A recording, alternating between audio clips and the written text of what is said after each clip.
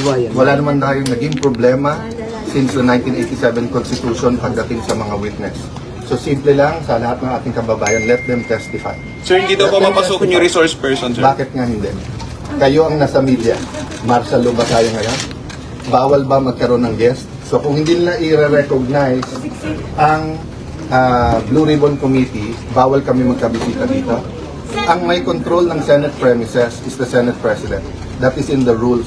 Hindi po ang USAA or kung sino man. If you look at, if I'm not mistaken, in section, I'll get my rules. Pakiabot nga yung rules ko nandun. Sir, tutuloy pa rin naman daw nila yung Blue Ribbon.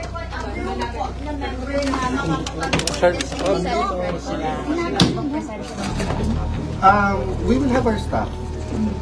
This is an extraordinary situation. If they're willing to... Ay, sir, dito na po. Okay na po yan, sir. Okay na po. Ayan. Start tayo,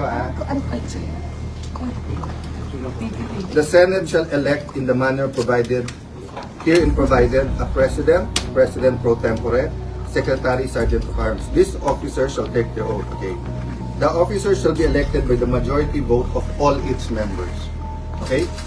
So, Senate Secretary, OSAA, Sergeant at Arms, pro tempore, and President, kailangan 13 ang boto. 13 ang boto. May 13 boto ba kapag? Ano po ang sabi ng Section 10?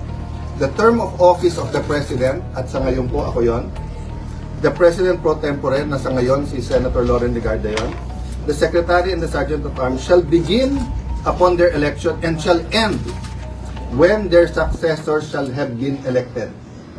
O, i-assume nyo na. Hindi ko sinasabing tama ha, mali yung ginawa nila kapon. I-assume nyo na 100% tama yun. I-assume nyo. Did they elect my successor? Kayo sumagot. Did they elect a Senate President? So ano sabi Section 10? And when their successor shall be elected, they did not elect my successor. So I am still Senate President. So tignan nyo ang powers ng Senate President.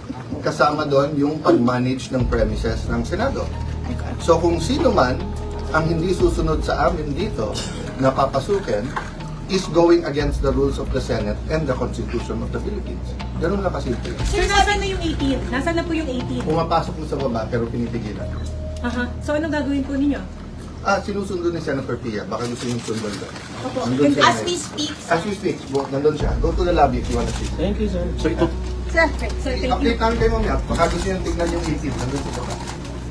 See you.